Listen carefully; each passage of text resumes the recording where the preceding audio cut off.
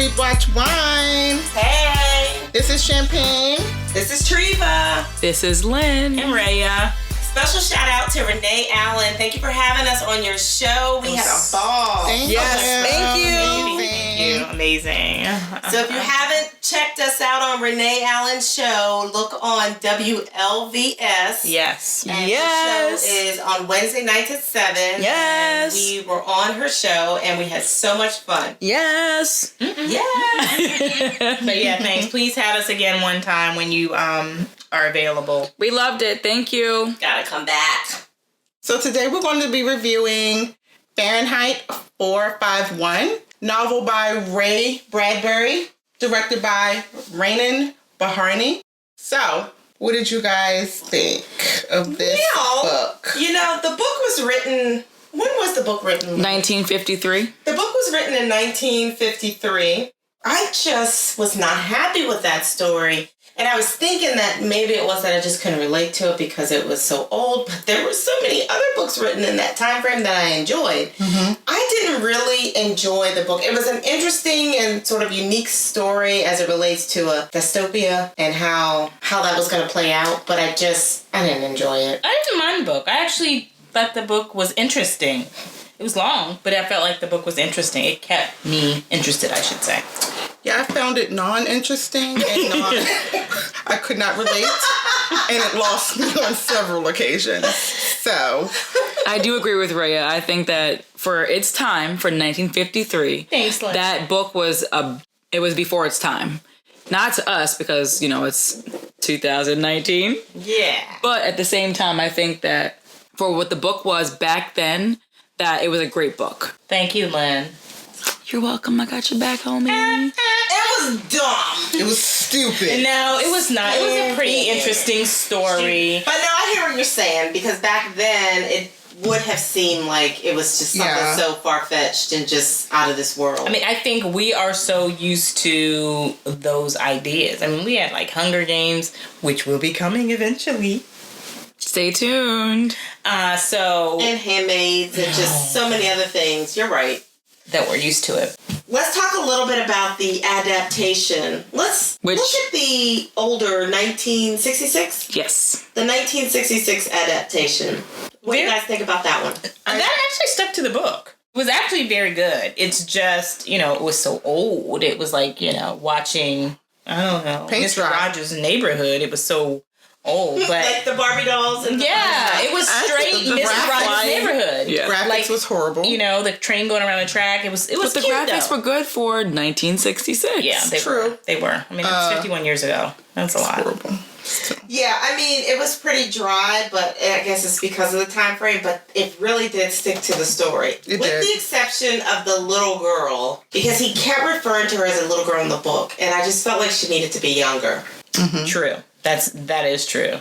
Right. But I did see the people as they were. Right. Like, that's how I pictured them if I thought about, the 60s. Mm-hmm. So I thought that was kind of cool.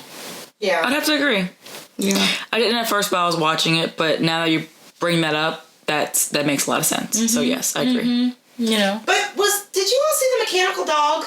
No, there was no mechanical dog in there. It was just the people flying in the air. Can you really imagine them making a mechanical dog in 1966? No, the people buzzing in the air were like, Yeah, that was high tech enough. Let's stop pushing those boundaries and getting a mechanical robot dog. With the apes? Planet of the Apes? No, it wasn't Planet of the Apes. It was like Lancelot. Like, I don't know. Remember there was the scene where he used to fly a plane? Lancelot Link. That's what that part of the movie reminded me of. Okay.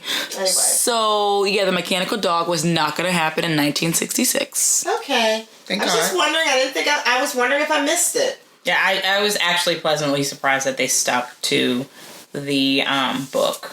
Okay. Mm-hmm. So that was 1966. Let's move on to 2000. The 2018 version with Michael Jordan. How are you? So one of the things that when I was reading it, I'm not sure if I was right or wrong, but what I remember was the book was set in like 2022. Yes. Which of course is so real to us now. But I was excited to see how in the 2018 movie, how they were able to use that time gap, because for, the 1953 book that was written, I wanted to see how they were going to play into the future. And I feel that they still made things realistically real for being 2022. But at the same time, they added things that are tangibly possible in our lifetime to be futuristic. Like how we already have Alexa and all these other kind of like devices we can talk to. But now they also have this like all-seeing eye that kind of handles your whole household and kind of watches you like Big Brother at the same time. The all-seeing eye? Yes, the Illuminati's back. So just seeing how they use those things, it was pretty cool to me because I feel like it was real. Yeah, you definitely can relate to that aspect of the movie and they incorporate I just don't understand. What don't you understand? I just don't understand. I was so lost. I mean, seriously, it's not funny. I started watching that movie and then I was like, wait, what's going? Did I fall asleep? I'm like so lost. I'm with you. I don't know what they were thinking in the 2018 version. I feel like they only wanted the burn book concept because nothing else lined up with the book. No. They missed a lot of like points they should have addressed. I do agree with that. It's just so weird, and I don't know. I don't even know that Michael B. Jordan. Don't act like you don't know his name. Michael B. Jordan. I swear, it's like I don't understand what's up with the audio with his voice. It's like almost something else playing. I was like, does he have a really soft voice or something? Because go back and see the movie again. Negative, but go ahead. I'm not gonna watch that movie again because I don't understand the bird saving the world. I don't understand so many aspects of it. His wife was non-existent. But she was credited for some reason. And then they added the father concept of his father liking books. It was also a fire. Wasn't he a firefighter? Yeah. But he was a real firefighter, right? He was in the true version of a firefighter before they burned the books. Yeah. So the ones that put out fires were created them. Yeah. The dynamic of the main character, Montauk, coming around and having this whole realization of the fact that he's been living in this cloud, and then showing the contrast of his wife who didn't really care and is like, oh yeah, no, I'm watching this and blah, blah, blah, just going on and being happy. Like, I love that dynamic in the book. And by removing her character completely from this 2018 version, I feel like they missed the mark of showing his transformation into realizing that he's being duped. Oh, I agree, because it just seemed like he was this lonely young teenager, not teenager, but like in his 20s, early 30s, that wanted to see more and wanted to experience life, but then still was just kind of lonely versus seeing that contract. It was weird. It was so confusing. It really was, because I know in the book, him and Clarice's relationship was more of a father-daughter relationship because she was so much younger. But in the movie, they had a romantic relationship. So that kind of threw me off. Oh, which version? They did. Yes. Version? No, the 2018. The book. 2018 version. Remember, she was the informer and... I just... It was Ray, how'd you like the movie, the 2018 movie? You guys can see her face right now. I was so lost. I mean, it was a waste of my time. It really was. It really was. It was extremely disappointing. And then I just felt like some other character just kind of got thrown in there. Like, we have money left? We need to pay some more people? What? I don't even know who these other people were. No, I did like Captain Beatty. I liked Michael Shannon, his character. Oh, yeah. Definitely loved him. So I feel like they focused a lot on that character and Captain Beatty, how he was struggling with it himself versus how the book portrayed the captain. Like, there were so many ways they could have... like you said, invested their money into for casting or even just like playing forth other aspects of the book. But I do like how they really opened up Captain Beatty's character. I did like his character. Michael B. Jordan not through me. We're not even going to go there for the 15th time because I just didn't understand it. But the 32 people in like the house. I mean, I'm just like, dude, like if you needed to pay some more people, you can send some money over here. Listen, I don't understand. Don't talk about the extra work, okay? It's good to have extras on. There's 32 people that had no relevance in the movie. But weren't they all supposed to be different authors? Yes. Yeah. But they couldn't be that in this particular movie because there was one boy who memorized all the books. Exactly.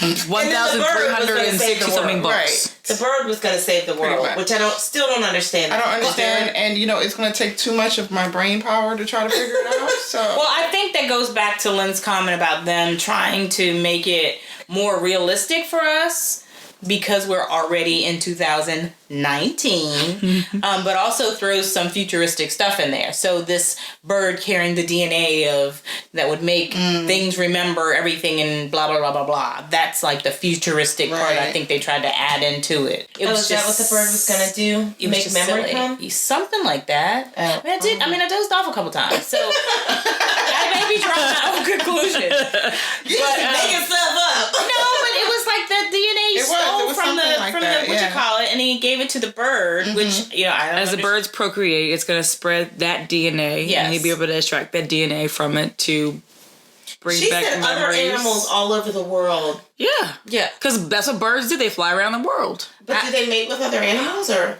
that part was not clear? That part was not clear. How is it? It's like the swine flu.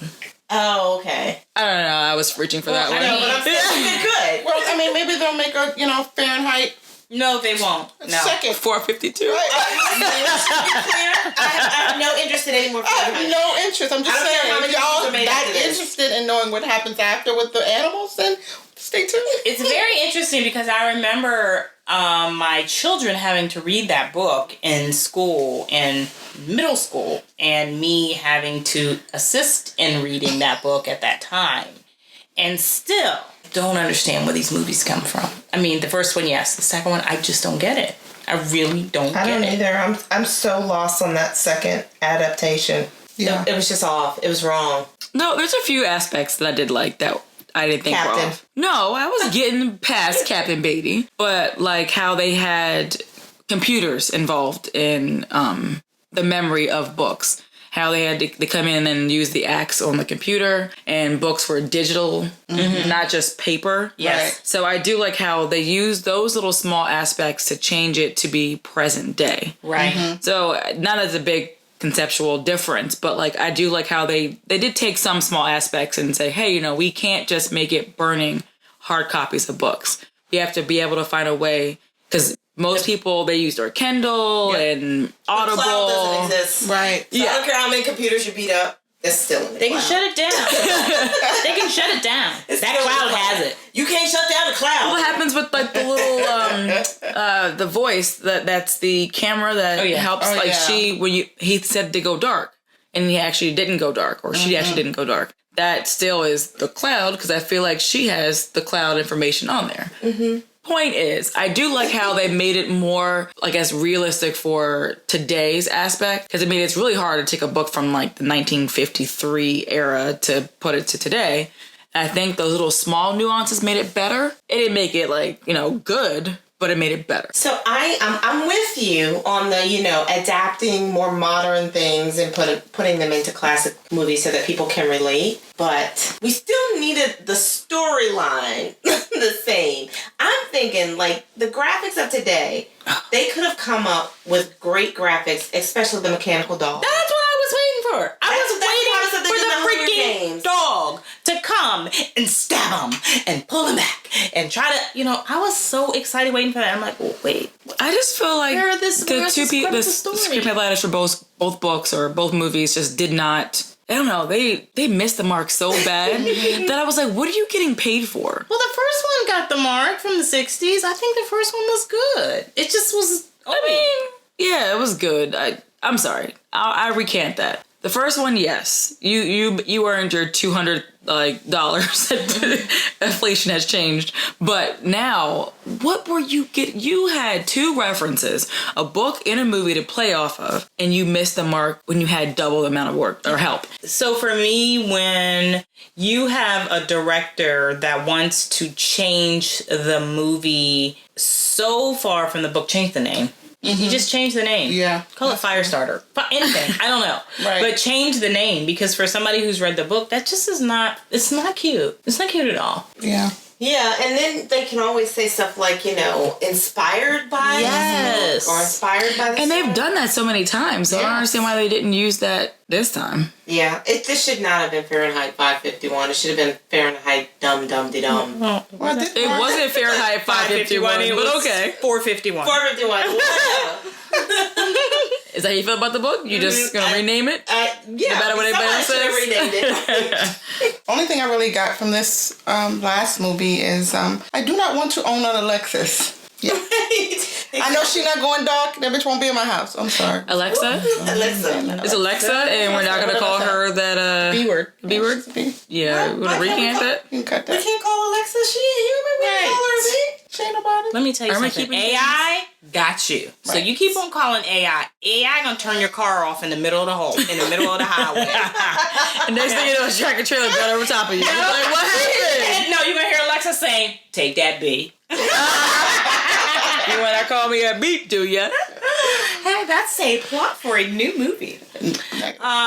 So what do you all think about rating this one? Yeah.